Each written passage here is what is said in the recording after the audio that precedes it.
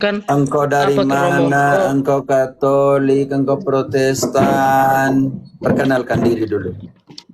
Hmm, perkenalkan Romo. Engkau nama harus cari di KTP kah? Perkenalkan nama saya Kardo Romo dari Protestan Romo. Protestan mana nih? GPD Romo. Karismatik, Lutheran, Calvinis? Pantekosta Romo. Ya karismatik. Karena Pentakosta ada Iya 4 Romo. cabang.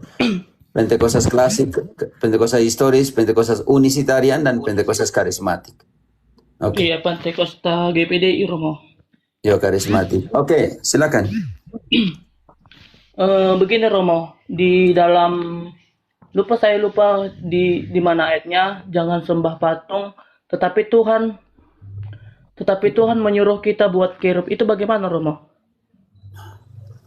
Karena di dalam bahasa Ibrani, ketika dia omong tentang berhala, dia menggunakan kata pesel. Tetapi ketika dia merujuk pada patung untuk ditaruh di tempat kudus atau namanya ornamen liturgis, dia menggunakan 2 kata, teselem atau pituats. Artinya di sini tidak semua yang kau anggap patung itu berhala.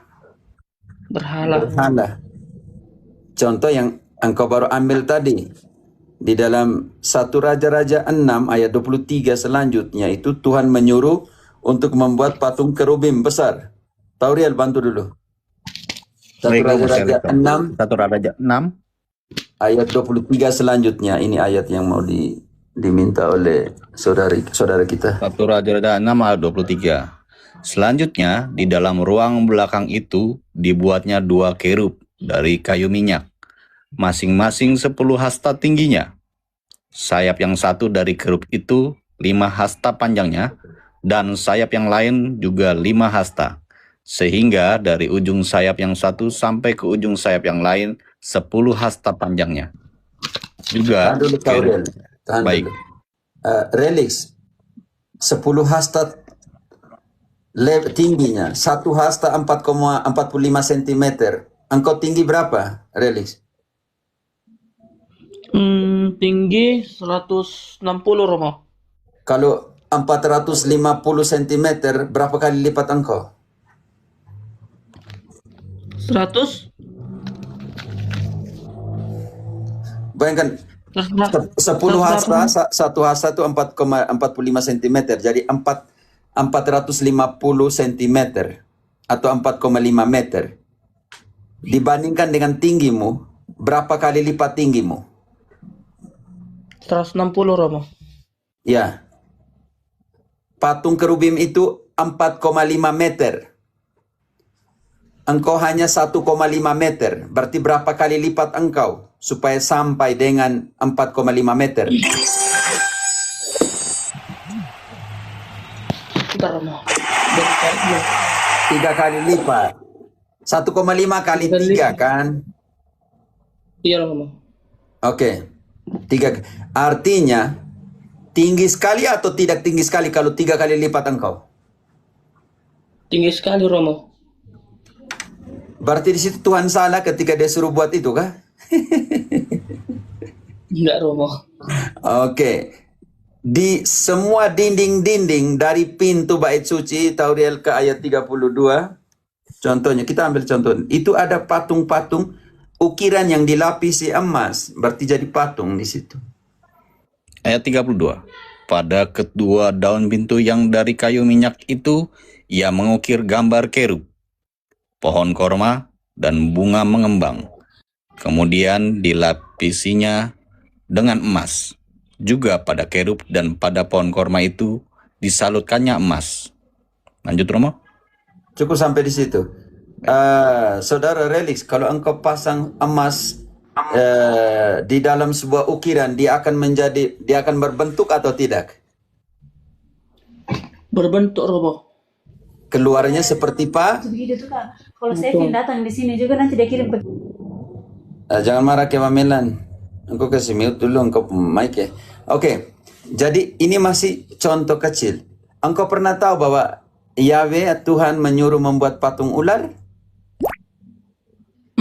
Pernah Romo kepada Musa. kepada Waktu Musa? Musa- Musa buat patung tembaga, patung ular dari tembaga.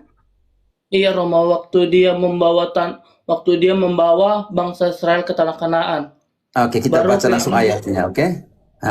Iya. Bilangan 21 ayat 8 dan 9. Dan di situ ada pernyataan, melalui sarana patung ini, patung ular ini, Allah menyembuhkan, oke? Orang Israel. Maka berfirmanlah Tuhan kepada Musa, buatlah ular tedung dan taruhlah itu pada sebuah tiang. Maka setiap orang yang terpagut, jika ia melihatnya, akan tetap hidup.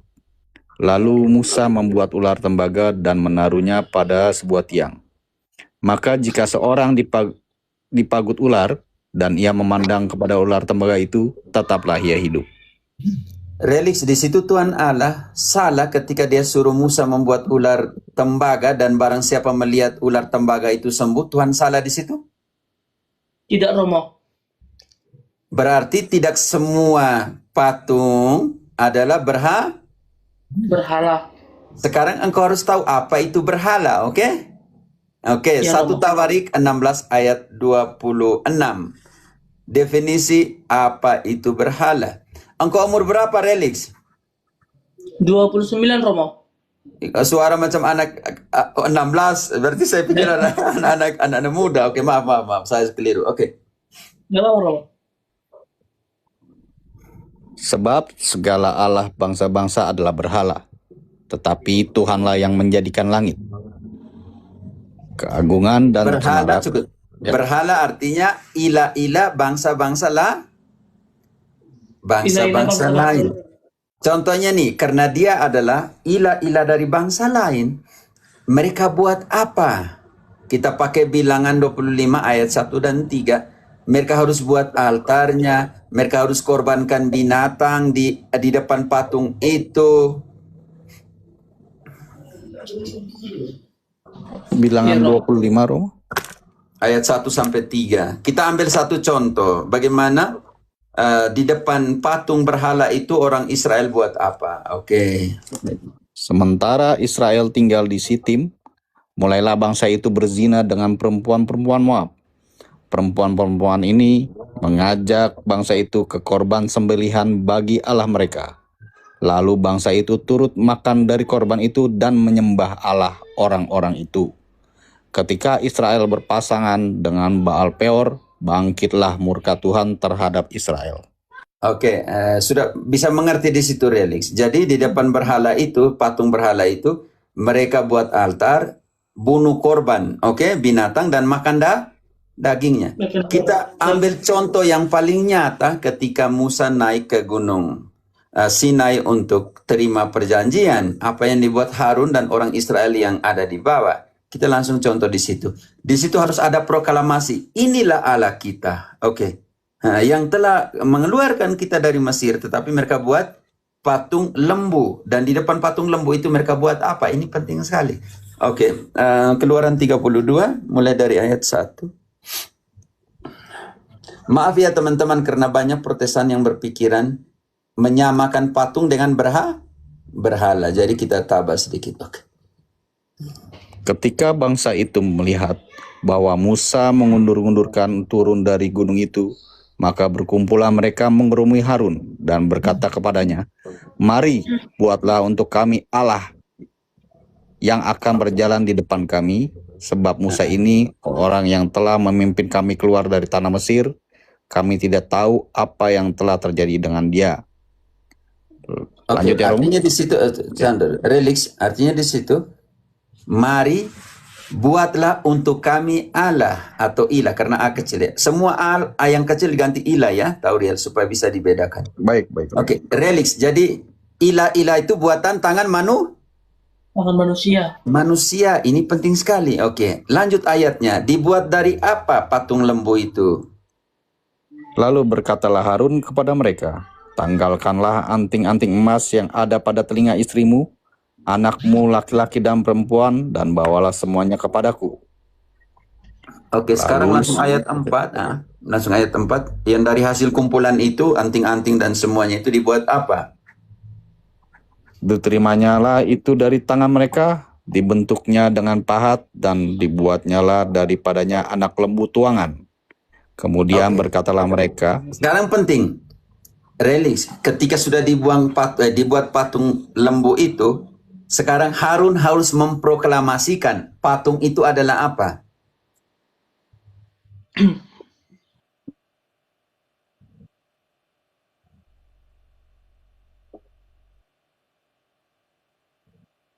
Oke, sekarang ayat selanjutnya mereka harus buat apa di depan patung lembu itu?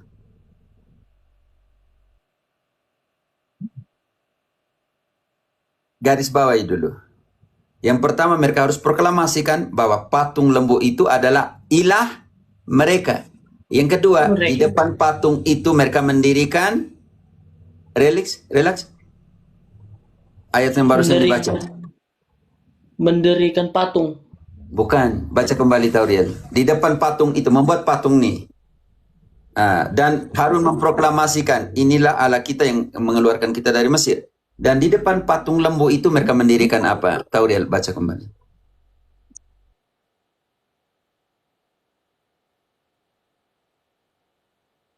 Mesbah. Iya, karena itu berhala, karena itu ilah-ilah lain disejajarkan dengan Allah. Maka mereka harus buat apa? Mesbah.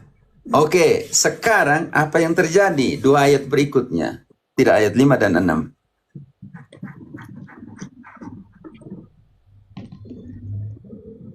Tahu dia 5? Ada?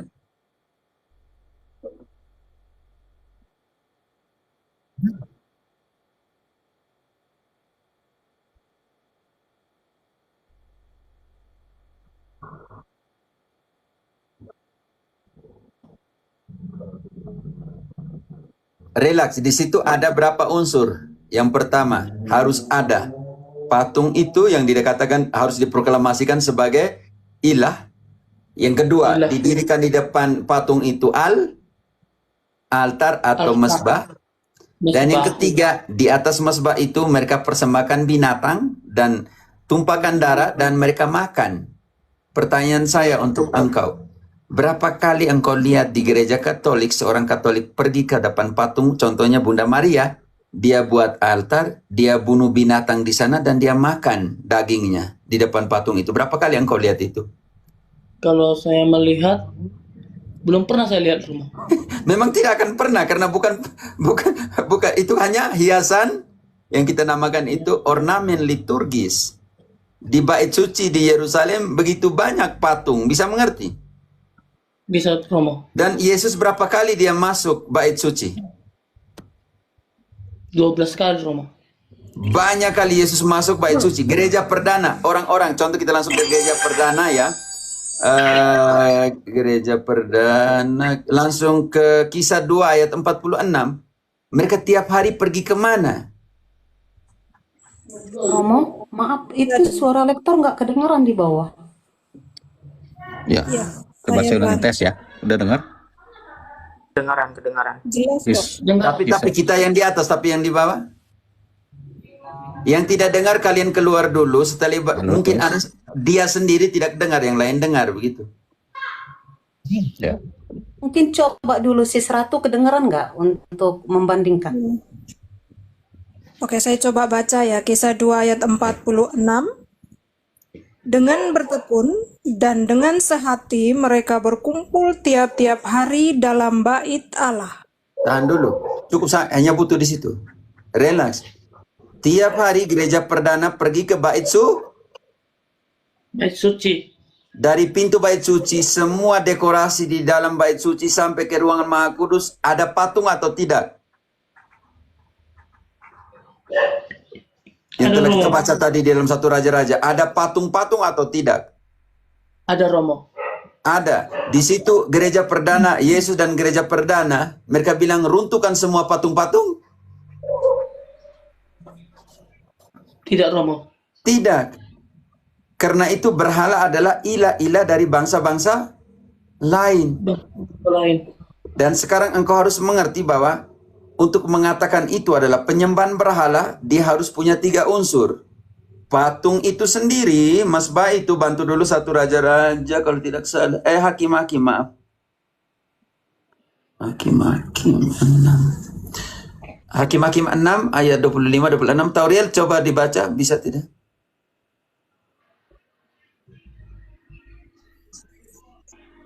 Atau Ratu, siapa yang duluan ketemu? Hakim-Hakim 6 ayat 25. Pada malam itu juga Tuhan berfirman kepadanya, ambillah seekor lembu jantan kepunyaan ayahmu, yakni lembu jantan yang kedua, berumur 7 tahun. Nona, Hakim-Hakim 6:25. Engkau baca apa? Ya benar Romo, saya baca Hakim-Hakim 6 ayat 25. Coba 26-nya langsung. 26. Kemudian dirikanlah mezbah bagi Tuhan Allahmu di atas kubu pertahanan ini dengan disusun baik. Lalu ambillah lembu jantan yang kedua dan persembahkanlah korban bakaran dengan kayu tiang berhala yang akan kau tebang itu. Itu dari siapa punya? Dari berhala-hala. Sekarang ayat 31 lanjut. Tetapi jawab Yoas kepada semua orang yang menggerumuninya itu, kamu mau berjuang membela Baal? Atau kamu mau menolong dia? Siapa yang berjuang membela Baal akan dihukum mati sebelum pagi. Jika Baal itu Allah, biarlah ia berjuang membela dirinya sendiri setelah mezbahnya dirobohkan orang. Oke, relas. Jadi harus punya unsur itu ya, penyembahan itu. Iya Romo. Altar, patung itu yang dianggap Allah itu, ilah itu, dan korban, dan siapa yang mengorbankan. Karena itu, jangan engkau gagal paham seperti yang lain ya, saudaraku, dengan sudah 29 tahun ini. Menyamakan semua patung adalah berhala. Tidak berhala. semua.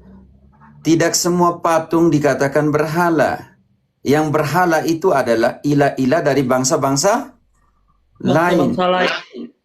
Ketika engkau menggantikan posisi Allah, dan di depan ilah-ilah, patung-patung dari ilah-ilah bangsa lain itu harus punya altar, korban, dan siapa yang mengorbankannya. Dan mereka harus sembeli dan makan di situ. Orang Katolik tidak pernah buat itu. Iya Romo. Handayani, Tauriel, Ogea, engkau pernah pergi ke gereja Katolik? Katolik pergi bawa ayam atau binatang dia sembeli di depan patung kah? Tidak, Romo. Tidak pernah. Yang ada yang hanya di Protestan pun kepala dong yang sering serang patung itu. Karena itu Santo Paulus mendefinisikan apa itu berhala. Tauriel, engkau Kolose 3 ayat 5, Ratu Efesus 5 ayat 5, siapa yang dahulu ketemukan? Kolose 3 ayat 5.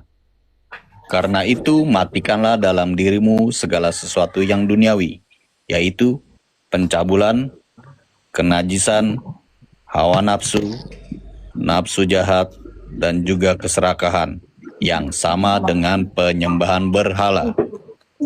Di situ ada 5 unsur relaks. Di situ ada bilang patung sama dengan penyembahan berhala atau tidak ada?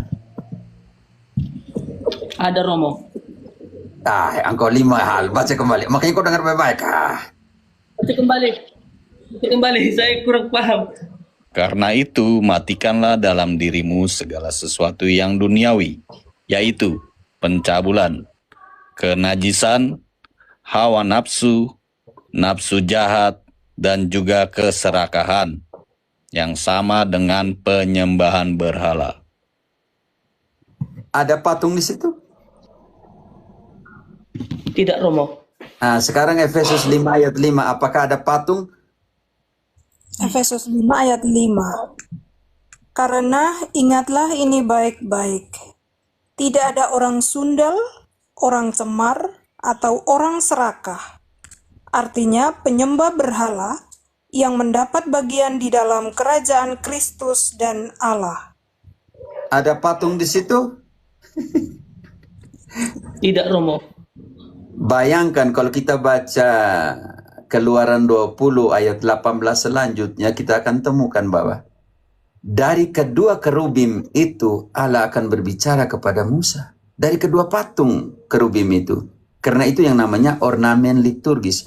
Bantu dulu yang ini. Coba kita pembuktian bahwa melalui di antara kedua patung itu Allah berbicara. Allah bilang, kau rubuhkan dulu kerubim yang saya suruh bangun. Setelah itu nanti saya berbicara, engkau bukan dari antara kedua kerubim itu. Keluaran 20 ayat 18. Seluruh bangsa itu menyaksikan guruh mengguntur, kilat sapu. Engkau baca berapa?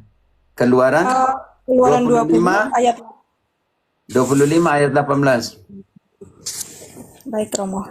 Dan haruslah kau buat 2 kerub dari emas. Kau buatlah itu dari emas tempaan pada kedua ujung tutup pendamaian itu. Buatlah 1 kerub pada ujung sebelah sini dan 1 kerub pada ujung sebelah sana. Seiras dengan tutup pendamaian itu, kamu buatlah kerub itu di atas kedua ujungnya. Kerub-kerub itu harus mengembangkan kedua sayapnya ke atas, sedang sayap-sayapnya menudungi tutup pendamaian itu, dan mukanya menghadap kepada masing-masing. Kepada tutup pendamaian itulah harus menghadap muka kerub-kerub itu. Haruslah kau letakkan tutup pendamaian itu di atas tabut, dan dalam tabut itu engkau harus menaruh loh hukum yang akan kuberikan kepadamu. Dan di sanalah aku akan bertemu dengan engkau, dan dari atas tutup pendamaian itu, dari antara kedua kerub yang di atas tabut hukum itu, aku akan berbicara dengan engkau tentang segala sesuatu yang akan kuperintahkan kepadamu untuk disampaikan kepada orang Israel. Relax. Allah berbicara kepada Musa dari antara kedua patung kerub itu. kerubim atau kerub. Tidak ada masalah. Bagaimana Tuhan sendiri yang menyuruh membuat patung? Dia sendiri yang menghakimi dirinya bahwa patung itu adalah penyembahan berhala. Engkau bisa mengerti dan itu adalah berhala? Kan tidak logis. Mengerti, Romo.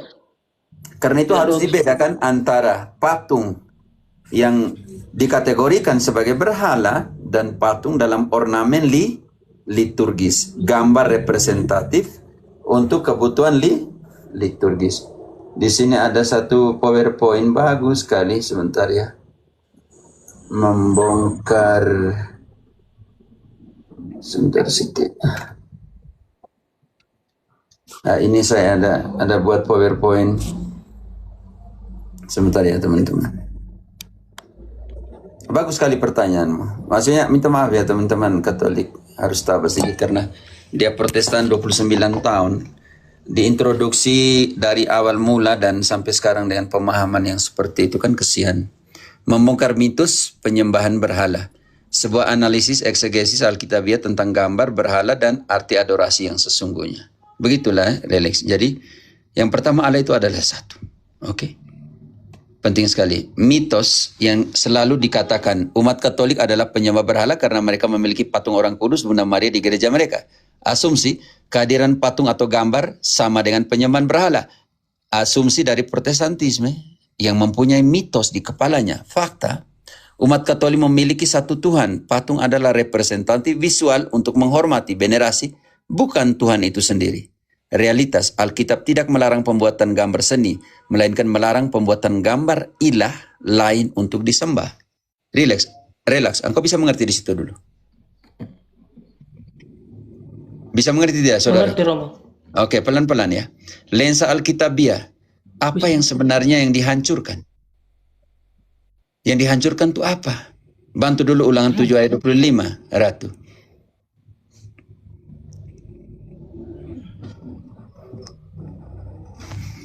Saya suka pakai lensa pembesar ya. Ulangan 7 ayat 25. Patung-patung ilah mereka haruslah kamu bakar habis. Perak dan emas yang ada pada mereka janganlah kau ingini dan kau ambil bagi dirimu sendiri, supaya jangan engkau terjerat karenanya. Sebab hal itu adalah kekejian bagi Tuhan Allahmu. Apa yang dihancurkan? Patung-patung dewa-dewi dari bangsa-bangsa lain. Tuhan tidak memerintahkan untuk menghancurkan sembarang Bangsa-bangsa patung. Tuhan secara spesifik memerintahkan penghancuran patung dari dewa-dewi palsu dalam konteks perjanjian lama. Membedah anatomi berhala. Kesimpulan sintetis berhala, Allah palsu. Sebuah berhala adalah dewa palsu, bukan sekedar gambar buatan tangan manusia. Karena itu di sini janganlah kamu berpaling kepada berhala-berhala dan jangan kamu membuat bagimu alat tuangan. Imamat 19:4. Apa itu berhala-berhala? Sebab segala ilah ala kecil bangsa-bangsa lain adalah berhala. Jadi berhala ini pada zaman Israel adalah ilah-ilah dari bangsa-bangsa lain. Bangsa-bangsa lain. Ini yang engkau harus mengerti, oke? Akar kata mengapa dinamakan idolatria.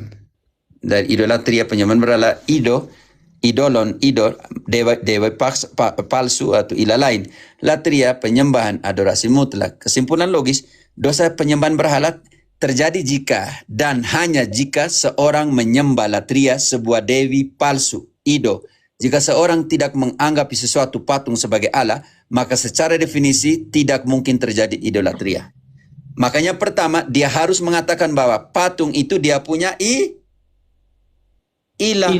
Seperti Harun yang memproklamasikan setelah membuat patung lembu, dia bilang inilah Allah kita yang mengeluarkan kita dari Mesir. Dari Mesir. Harus ada proklamasi tentang itu dulu. Jadi jangan main framing Katolik tanpa mengetahui yang sesungguhnya.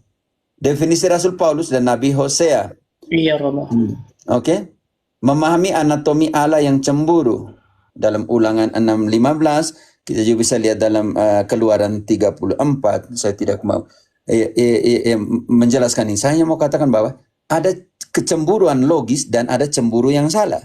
Apa itu cemburu logis? Kita bisa temukan di Keluaran 34. Tapi kita baca dari Ulangan 6:15 saja supaya mempersingkat.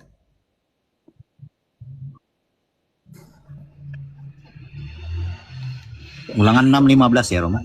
Sebab Tuhan Allahmu adalah Allah yang cemburu di tengah-tengahmu, supaya jangan bangkit murka Tuhan Allahmu terhadap engkau, sehingga ia memusnahkan engkau dari muka bumi.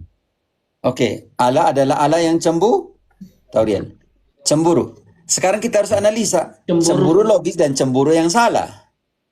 Cemburu logis itu seperti ini, analogi. Seorang suami cemburu jika istrinya menyimpan foto pria lain di dompetnya dan mencintai pria itu. Pertanyaan saya untuk saudaraku, relax. Engkau cemburu kalau engkau punya istri simpan mantan pacarnya foto di dompetnya. Engkau cemburu atau tidak? Cemburu, Romo. Cemburu. Secara teologi, ini kan analogi. Teologinya mana? Tuhan cemburu jika manusia menempatkan ilah lain atau dewa palsu di hatinya. Engkau saya punya istri, umat pilihanku, bangsa yang terpilih, ratu. Keluaran 19 ayat 5 dan 6. Engkau saya satu-satunya Tuhanmu. Kenapa engkau punya foto dari dewa-dewi bangsa-bangsa lain? Ini cemburu yang logis. Baca dulu. Contoh 19, kecil. ya, ayat 5. Jadi sekarang, jika kamu sungguh-sungguh mendengarkan firman-Ku dan berpegang pada perjanjian-Ku, maka kamu akan menjadi harta kesayangan-Ku sendiri dari antara segala bangsa. Sebab Akulah yang empunya seluruh bumi. Kamu akan menjadi bagiku kerajaan imam dan bangsa yang kudus. Inilah semuanya firman yang harus kau katakan kepada orang Israel. Oke, relax. Engkau punya istri. punya foto orang Belum. lain. Tidak, contoh ini analogi ini kah engkau nih. Kalau engkau punya istri, punya simpan foto dari dia punya mantan yang dia pernah di Mesir, pernah di tanah Kanaan, dan dia bawa. Apa yang terjadi ketika engkau adalah pemilik dari umat terjanji itu? Apa yang engkau rasakan? Cemburu, Cemburu. Romo. Ini yang namanya cemburu logis. Analogi di situ sebagai suami, ada teologi. Tuhan juga cemburu jika manusia menempatkan ilah lain palsu di dalam hatinya. Sekarang kita lihat cemburu yang salah. Ini yang harus kita lihat. Teman-teman Protestan, analisa baik-baik. Analogi cemburu yang salah. Seorang suami tidak cemburu pada lukisan pemandangan atau patung pahlawan di kota Anda. Teologi, Tuhan tidak cemburu pada karya seni selama itu tidak diangkat menjadi ilah saingan. Saingan.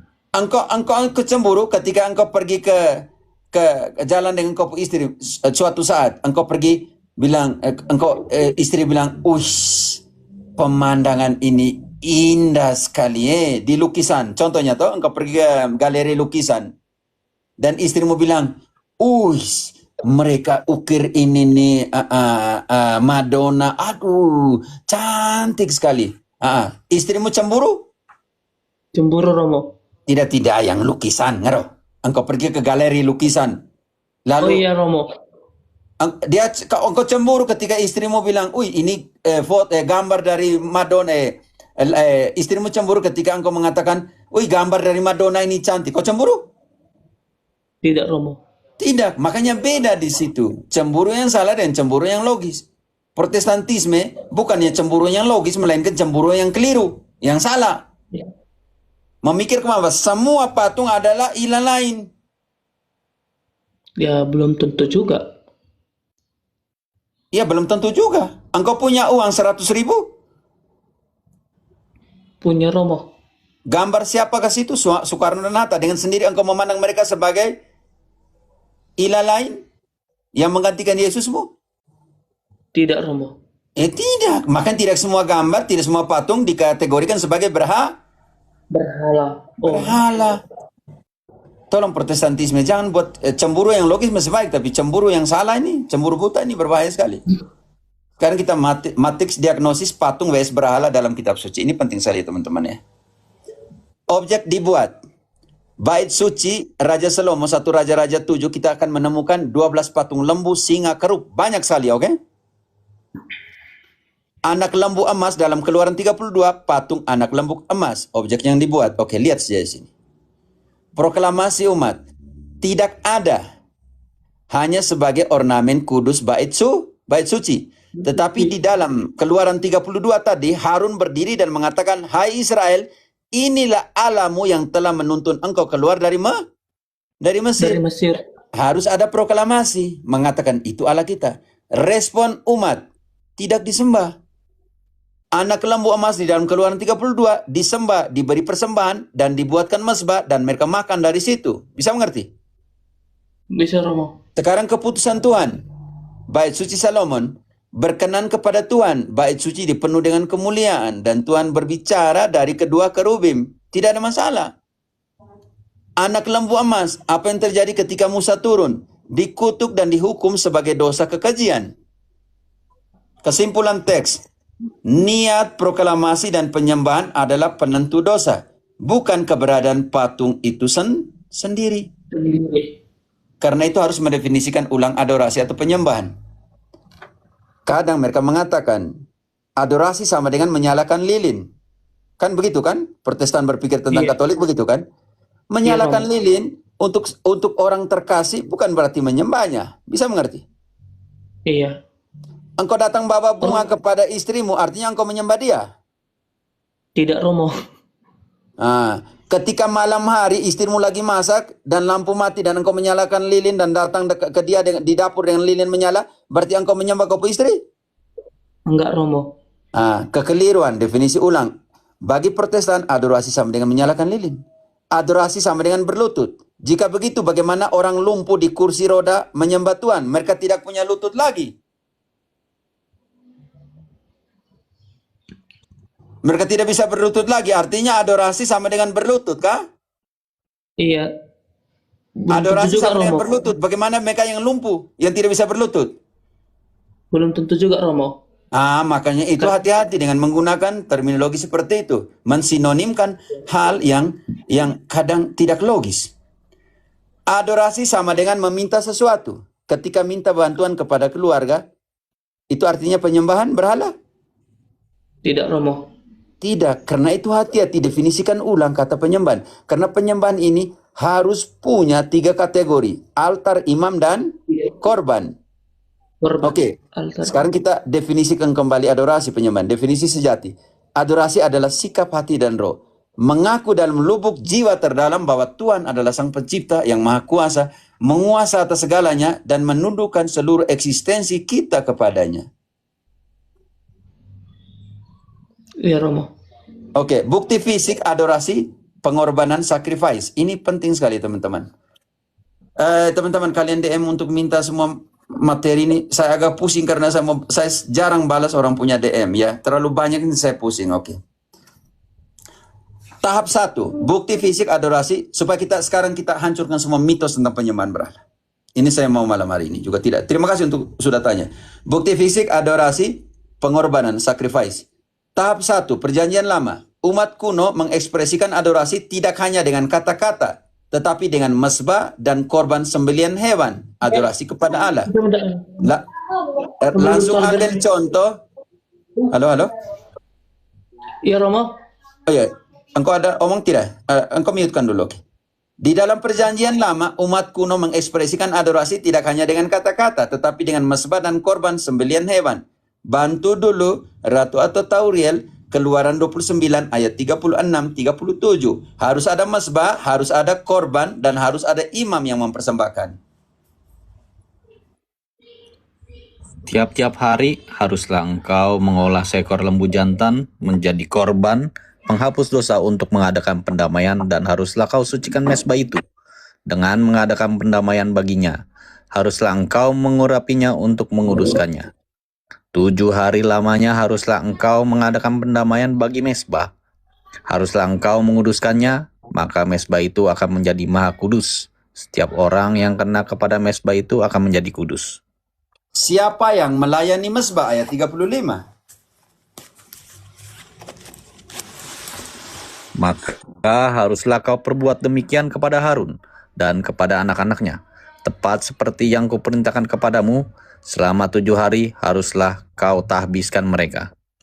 Oke, sekarang engkau sudah mengerti sini, Relx.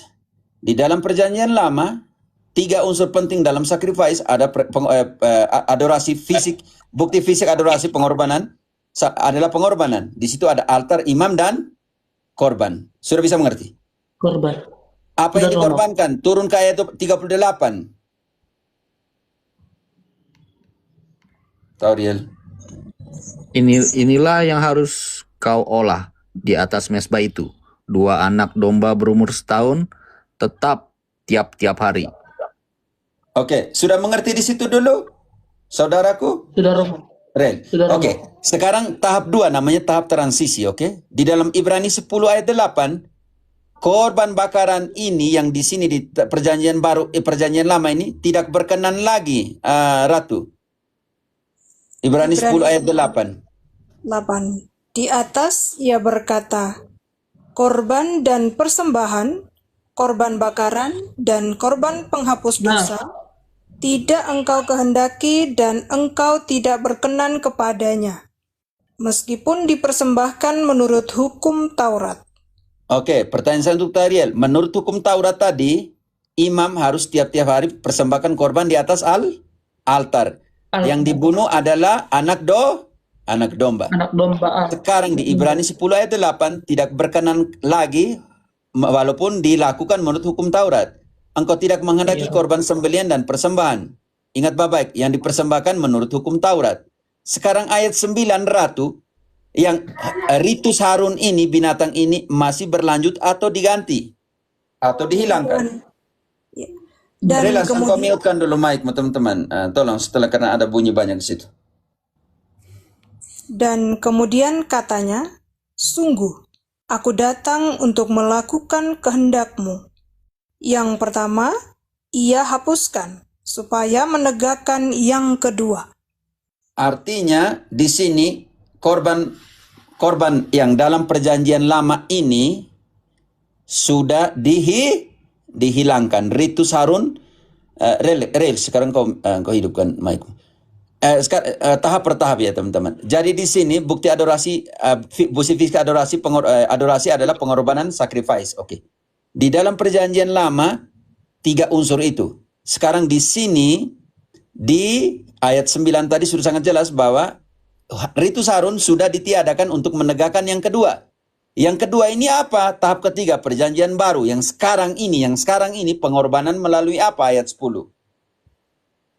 Dan karena kehendaknya inilah kita telah satu kali untuk selama-lamanya oleh persembahan tubuh Yesus Kristus. Oleh persembahan tubuh Yesus Kristus. Satu kali untuk selama-lamanya. Sekarang tahu Del, 1 Korintus 11 ayat 26. Sampai kapan dirayakan? 1 Korintus berapa lama? 11 ayat 26. Sampai kapan dirayakan? 1 Korintus 11 ayat 26. Sebab setiap kali kamu makan roti ini dan minum cawan ini, kamu memberitakan kematian Tuhan sampai Ia datang. Persembahan Yesus Kristus satu kali untuk selama-lamanya. Sebab jika kamu makan roti ini dan minum dari cawan ini, kamu memproklamasikan kematian Kristus sampai Dia datang lagi. Kedua. Sintesis teologis.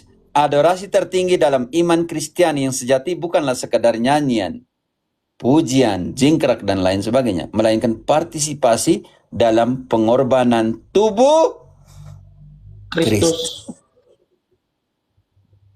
Karena itu, Ekaristi adalah ekspresi dari adorasi tertinggi. Karena apa?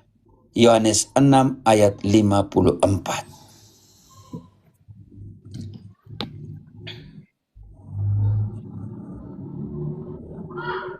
Barang 54. Nanti kalian mau ganti ya, kalau satu sudah nanti berikutnya satu lagi supaya jangan monopoli. Barang siapa makan dagingku dan minum darahku, ia mempunyai hidup yang kekal, dan aku akan membangkitkan dia pada akhir zaman. Karena apa? Ayat 55. Sebab dagingku adalah benar-benar makanan, dan darahku adalah benar-benar minuman. Kenapa ekspresi tertinggi? Ini penting sekali. Dia ada di sana, ayat 56. Dia tinggal dengan kita. Ngapain saya sembah Allah yang tidak mau tinggal dengan saya? Yang jauh dari saya dan saya tidak kenal dia. Kenapa saya harus sembah orang yang saya tidak kenal? Dalam Allah yang saya tidak kenal. Sedangkan Yesus ini Allah yang sungguh-sungguh hadir dan dia tinggal. Ayat 56. Barang siapa makan dagingku dan minum darahku, ia tinggal di dalam aku dan aku di dalam dia. Pengakuan meyakini bahwa Yesus Kristus adalah Tuhan secara nyata. Mute-kan dulu ketika dia mau ngomong berbuka. Hadir di hadapan kita. Penyerahan diri, menerima Sang Pencipta ke dalam tubuh dan jiwa kita yang tadi. Karena itu adorasi dalam roh dan kebenaran. Sungguh-sungguh dia datang dan tinggal. Ngapain saya pergi menyembah Allah yang tidak mau tinggal dengan saya? Karena itu religiare artinya kembali tinggal di dalam. Kembali masuk dan tinggal di dalam. Ketaatan, mengikuti perintahnya. Barang siapa makan dagingku dan minum darahku, ia mempunyai hidup yang kekal. Misa kudus bukan sekadar ritual. Ini adalah perjamuan dan pengorbanan di mana umat memberikan penyembahan tertinggi latria kepada satu-satunya Tuhan yang hidup. Ayat 57. Hidup atau tidak hidup kalau kita makan tubuh dan darahnya. Sama seperti Bapa yang hidup mengutus aku, dan aku hidup oleh Bapa, demikian juga barang siapa yang memakan aku, akan hidup oleh aku. Buat apa Saya pergi dan menyembah Allah mati. Sedangkan Allahku adalah Allah orang-orang hidup dan bukan Allah orang-orang mati. Dan ketika saya makan tubuhnya dan minum darahnya, dia hidup di dalam aku dan aku hidup di dalam dia. Ada di dalam dia dan dia ada di dalam aku. Dan memberikan hidup dan aku hidup oleh dia. Menyembah Sang Pencipta seutuhnya dengan segenap hati. Dengan segenap hati, oke? Hukum.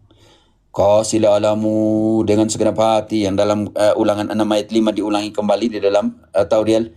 Bantu dulu di Matius 22 ayat 37. Matius 22 ayat 37. Jawab Yesus kepadanya, kasihilah Tuhan Allahmu dengan segenap hatimu dan Tahan dulu. Dengan segenap hati artinya apa? Memiliki keyakinan tanpa ragu bahwa Tuhan ada dan mengasihi kita. Segenap hati artinya memiliki keyakinan tanpa ragu bahwa Tuhan ada dan mengasihi kita. Saya coba menekankan 2 kali di sini. Oke, dengan segenap hati. Apalagi? Dan dengan segenap jiwamu. Tahan dulu. Dengan segenap jiwa. Membangun relasi spiritual yang intim. Berdiam dalam keheningan bersamanya. Dia ada dalam dia, dalam kita, dan kita ada dalam dia. Dengan apa lagi? Dan dengan segenap akal budimu. Semua kekuatan yang kau miliki, mendedikasikan waktu mengalahkan kelemahan manusiawi untuk hadir bersatu dengan dia. Bagaimana bersatu dengan dia? Sangat jelas. Makan tubuhku dan minum darahku, aku ada dalam dia dan dia ada di dalam aku. Komunio, persekutuan. Inilah makna sejati dari adorasi.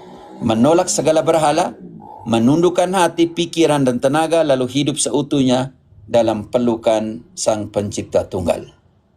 Itu yang dinamakan penyembahan yang seutuhnya. Memogar mitos penyembahan berhala. Semoga teman-teman partisan bisa mengerti hal ini supaya nanti jangan sampai ada selalu framing dan patung. Bosan juga sih sebenarnya. Oke, saya ke WC dulu ya, teman-teman, lanjut dulu. Relax, kalian bisa pegang dulu sedikit room untuk tanya dia. Oke, baik. Semoga ini tema yang terakhir tentang patung ya. Bosan juga sebenarnya. Ya. Gimana? Relax. Ya, relax kapan nih bacanya? Bisa mengerti?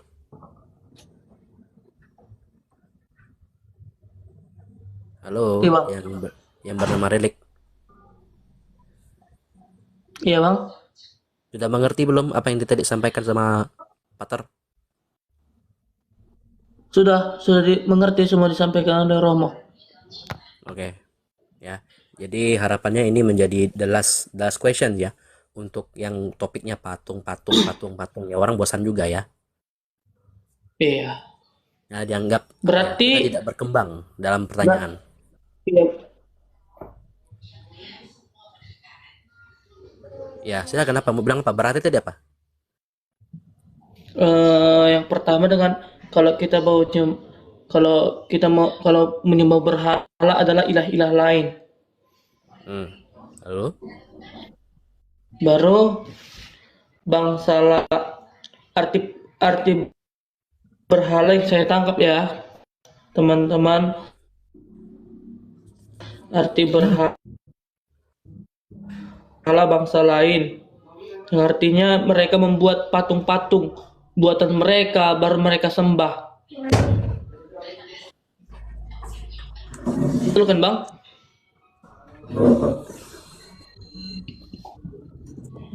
Halo?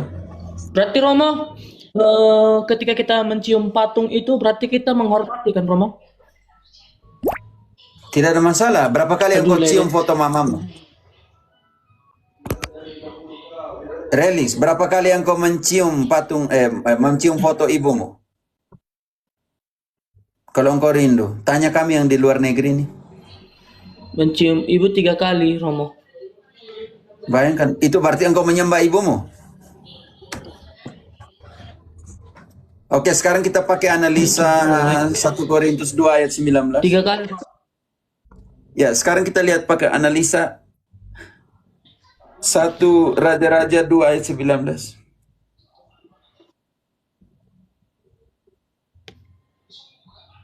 Halo, halo. 1 Raja-Raja 2 ayat 19. 19. Batseba masuk menghadap Raja Salomo untuk membicarakan hal itu untuk Adonia. Lalu bangkitlah raja mendapatkannya serta tunduk menyembah kepadanya. Kemudian duduklah Sampai ia. kata kunci sudah. Kata kunci sudah ada. Relax.